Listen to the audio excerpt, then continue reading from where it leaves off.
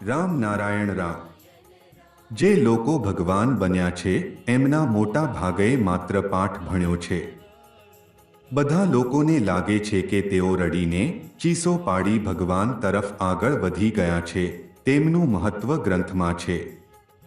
ગ્રંથથી જ તેમનો વિચાર થાય છે। ભગવાન માટે વેપાર, સાંપ્રદાયિકતા અને જૂથબંધી થાય છે।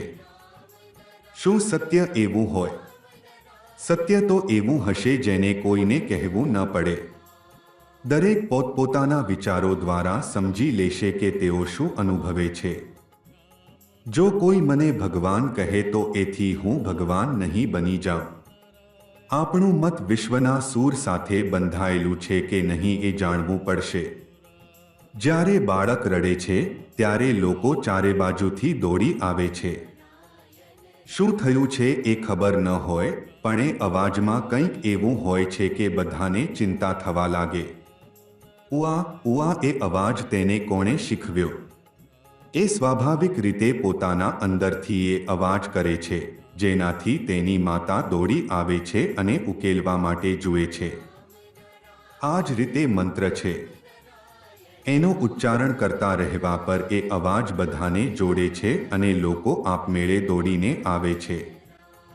સતત મંત્રોચ્ચારણ કરતા રહેવા પર ગુંગુની એક ધ્વનિ થતી રહે છે જે બહારથી આવી રહી હોય એવું લાગશે। પણ એ અવાજ ક્યાંથી થાય છે એ શોધવા માટે લોકો દોડવા માંડશે, પાગલની જેમ ભટકશે। લોકો વિચારી શકશે કે આ પાગલ થઈ ગયો છે, પણ તમે પાગલ નહીં હો। તમારી સમજ, બુદ્ધિ બધું સચવાઈ રહેશે।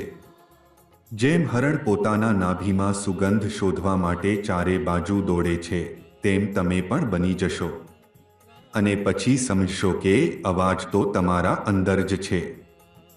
પછી કોઈને સમજાવવાની જરૂર નહીં રહે। તમે શાંત બેસી જશો, તમારી અંદરની ઊંડાઈમાં ડૂબી જશો। પછી સમાધિ, નિર્વિકલ્પ જેવી તમામ સ્થિતિઓ આવશે।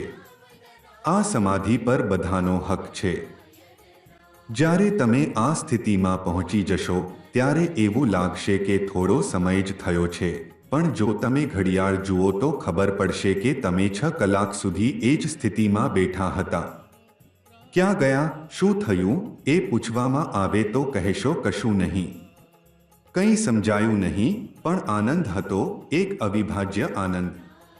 એ જગ્યાએ જતા કોઈ પાછા ફરવા ઈચ્છતો નથી। આ દુનિયા ફક્ત એક બોજારૂપ લાગે। ત્યાં અનંત આનંદ છે, પણ શૂન્ય પણ છે। એ આનંદ માટે કોઈ કારણ નથી, તે ફક્ત શુદ્ધ આનંદ છે। શરીર એ રીતે પડી રહે છે જાણે કોઈએ દવા આપી તે બેભાન થઈ ગયું હોય। તમે પોતાનું શરીર કાપાતું જોશો પણ તમારું કંઈ નહીં થાય। હું એક ખેડૂતની જેમ બીજ વાવી રહ્યો છું। જો ધાન કે ઘઉં એક એક કરીને વાવવાના હોત તો આખા દેશને અનાજ મળી શક્યું ન હોત।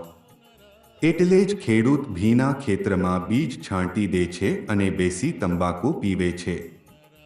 થોડા દિવસમાં ખેતર લીલુંછમ થઈ જાય છે। તેમ હું પણ એક એક બીજ વાવવાનો નિયમ પાળતો નથી, પણ સ્વચ્છંદપણે બીજ ફેંકી રહ્યો છું। તમે જોશો કે ચારે તરફ જીવન ફૂટી નીકળશે।